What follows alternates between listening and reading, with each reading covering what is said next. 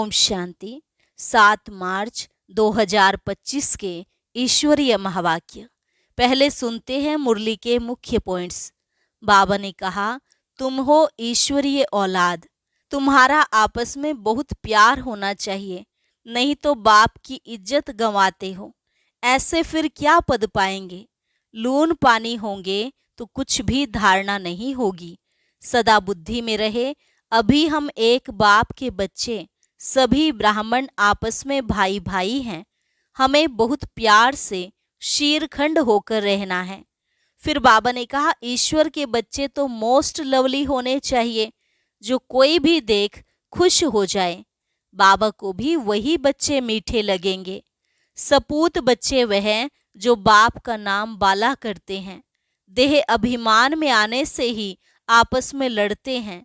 इसलिए देही अभिमानी हो तो कुछ भी खिटपिट ना हो। गृहस्थ व्यवहार में रहते पहले अपने घर को, फिर दूसरों को सुधारना है। तुमको तो हंस बनना है। लून पानी होंगे तो बाबा राजी नहीं होगा, फिर 100 गुना सजा खाएंगे।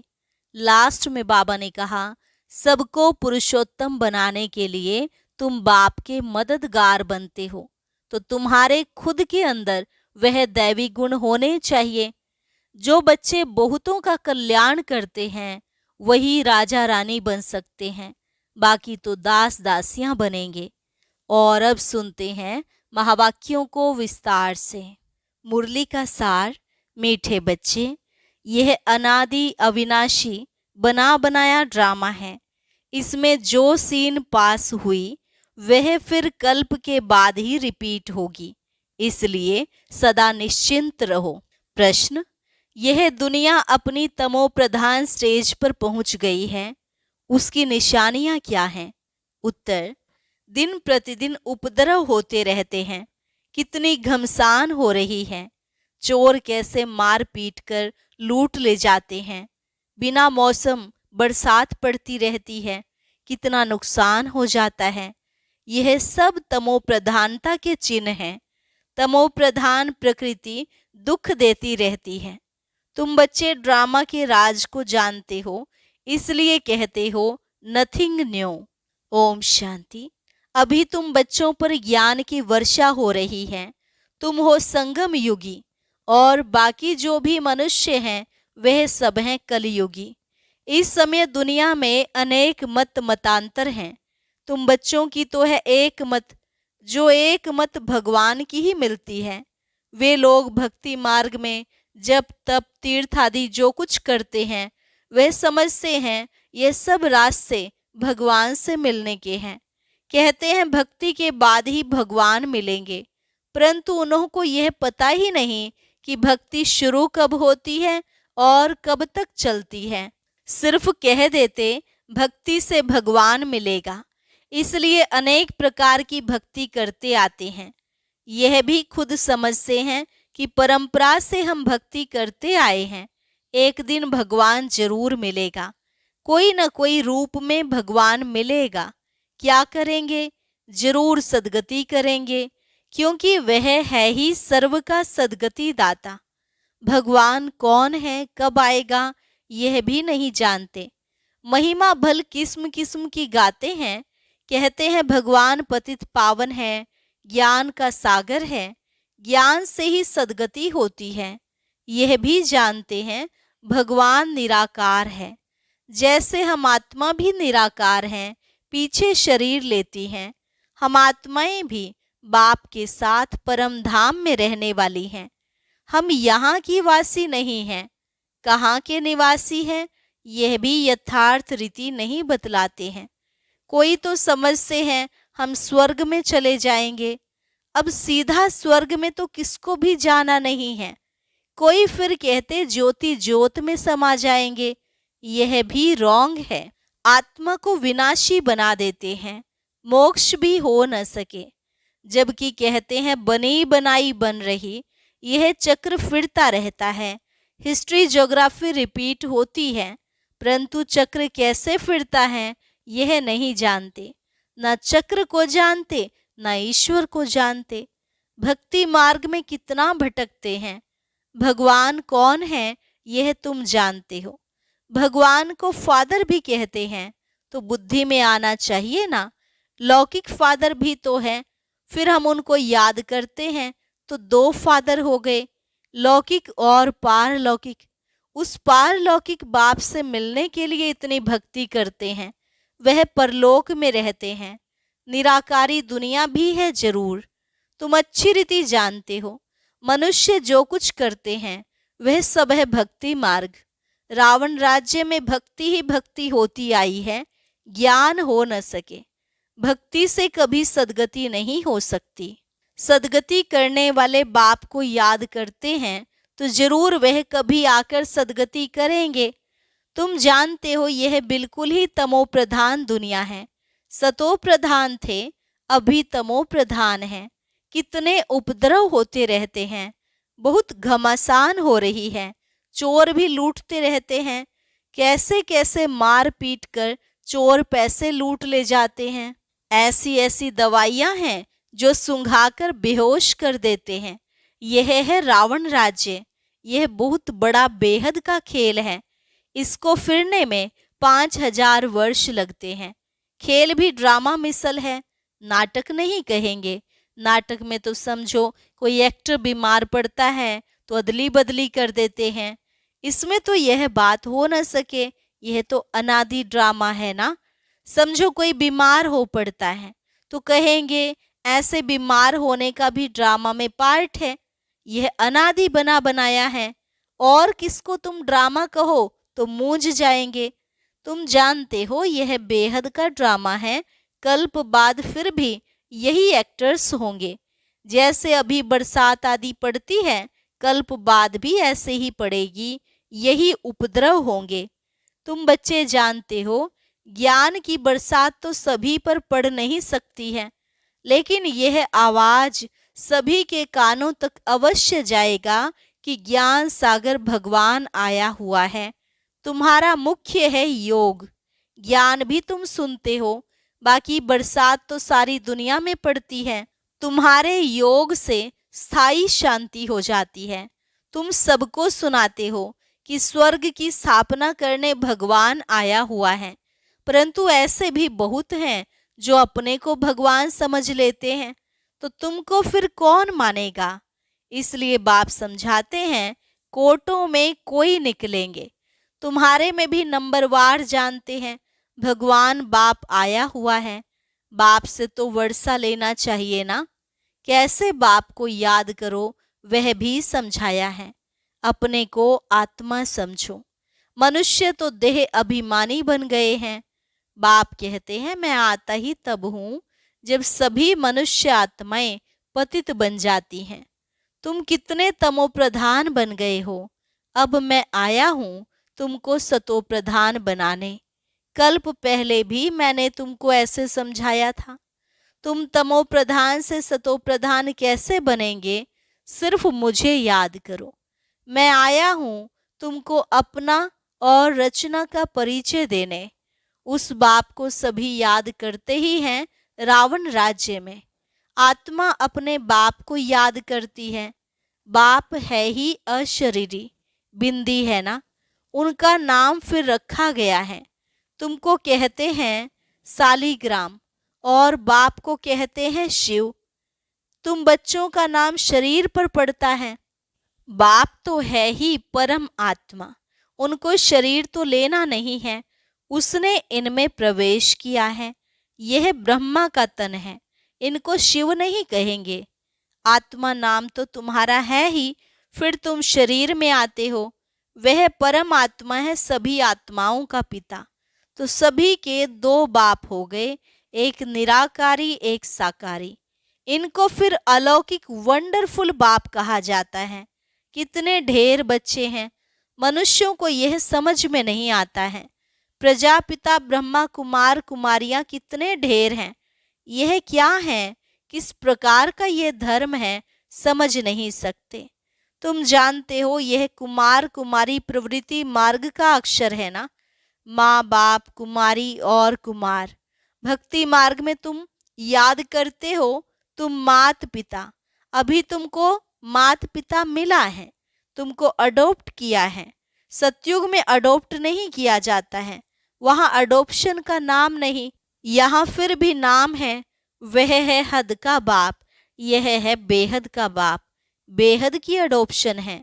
यह राज बहुत ही गुह्य, समझने लायक है।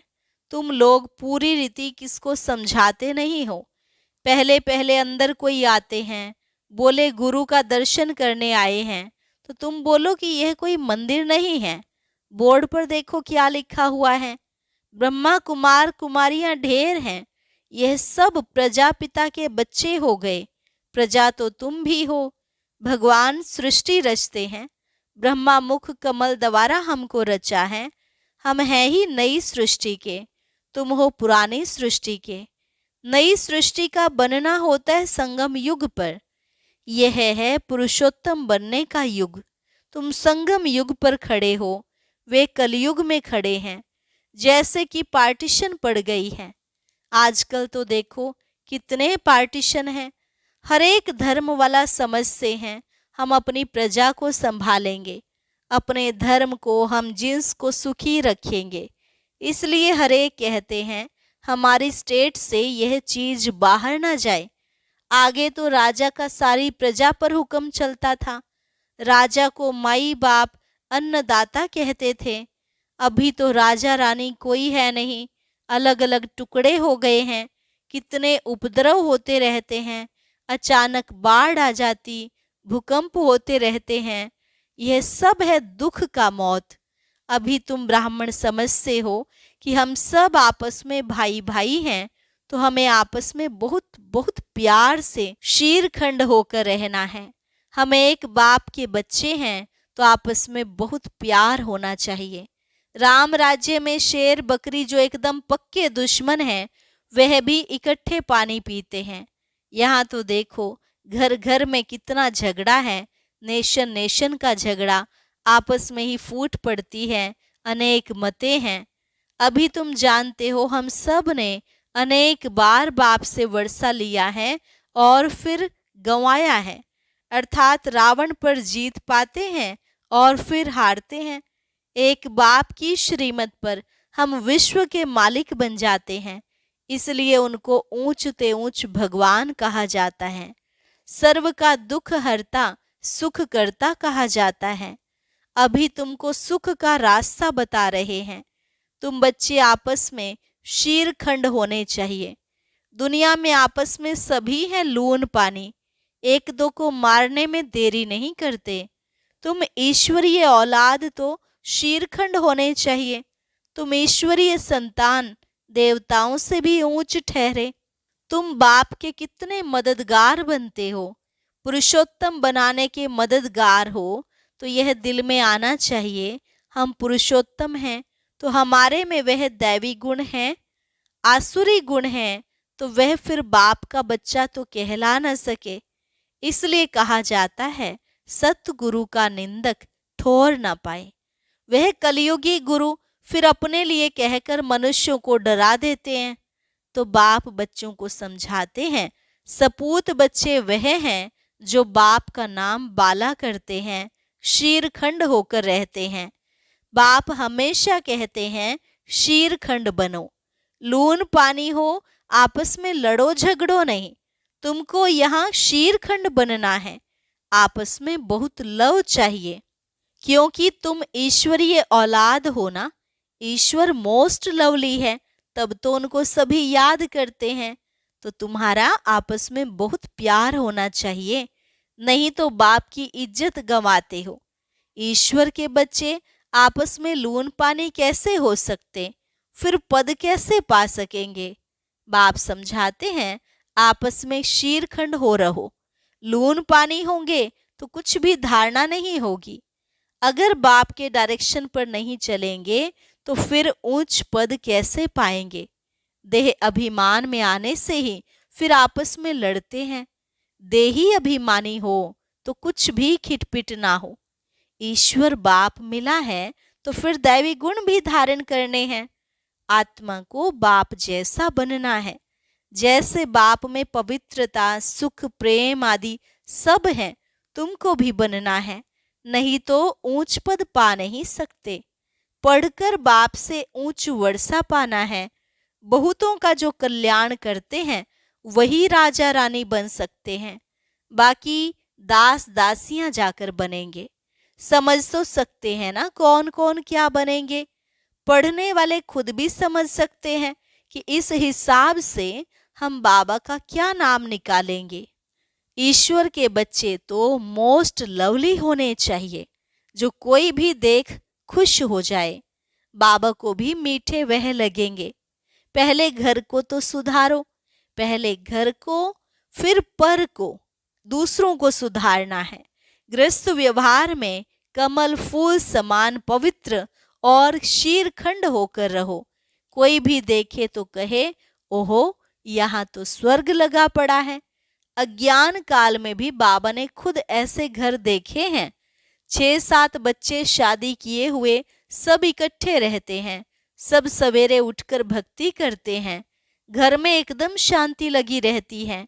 यह तो तुम्हारा ईश्वरीय कुटुंब है। हंस और बगुला इकट्ठा तो रह नहीं सकते, तुमको तो हंस बनना है। लून पानी होने से बाबा राजी नहीं होगा। बाप कहेंगे तुम कितना नाम बदनाम करते हो। अगर शीरखंड होकर नहीं रहेंगे तो स्वर्ग में ऊंच पद पा नहीं सकेंगे, बहुत सजा खाएंगे। बाप का बनकर फिर अगर लून पानी हो रहते हैं तो 100 गुना सजा खाएंगे। फिर तुमको साक्षात्कार भी होते रहेंगे कि हम क्या पद पाएंगे। अच्छा, मीठे मीठे सिकिलधे बच्चों प्रति माता पिता बाप दादा का याद प्यार और गुड मॉर्निंग। रूहानी बाप की रूहानी बच्चों को नमस्ते। रूहानी बच्चों की रूहानी बाप दादा को नमस्ते नमस्ते, गुड मॉर्निंग। धारणा के लिए मुख्य सार। पहली पॉइंट, सदा ध्यान रहे हम ईश्वर के बच्चे हैं, हमें मोस्ट लवली होकर रहना है। आपस में कभी भी लून पानी नहीं होना है। पहले अपने को सुधारना है, फिर दूसरों को सुधारने की शिक्षा देनी है। दूसरी पॉइंट, जैसे बाप में पवित्रता सुख प्रेम आदि सब गुण हैं, ऐसे बाप समान बनना है। ऐसा कोई कर्म नहीं करना है जो सतगुरु का निंदक बने। अपनी चलन से बाप का नाम बाला करना है। वरदान, बाप और प्राप्ति की स्मृति से सदा हिम्मत उल्लास में रहने वाले एक रस अचल भव। बाप और प्राप्ति की स्मृति से सदा हिम्मत उल्लास में रहने वाले एक रस अचल भव। बाप द्वारा जन्म से ही जो प्राप्तियां हुई हैं उनकी लिस्ट सदा सामने रखो। जब प्राप्ति अटल अचल है तो हिम्मत और उल्लास भी अचल होना चाहिए। अचल के बजाय यदि मन कभी चंचल हो जाता है, वह स्थिति चंचलता में आ जाती है, तो इसका कारण है कि बाप और प्राप्ति को सदा सामने नहीं रखते। सर्व प्राप्तियों का अनुभव सदा सामने व स्मृति में रहे तो सब विघ्न खत्म हो जाएंगे। सदा नया उमंग नया उल्लास रहेगा। स्थिति एक रस और अचल रहेगी। स्लोगन, किसी भी प्रकार की सेवा में सदा संतुष्ट रहना ही अच्छे मार्क्स लेना है। किसी भी प्रकार की सेवा में सदा संतुष्ट रहना ही अच्छे मार्क्स लेना है। अच्छा, जरूरी सूचना, आज हम संस्था की विदेश में हुई सेवाओं से जुड़ी एक बहुत अच्छी वीडियो देखेंगे, इसलिए सभी भाई बहनें जरूर देखें।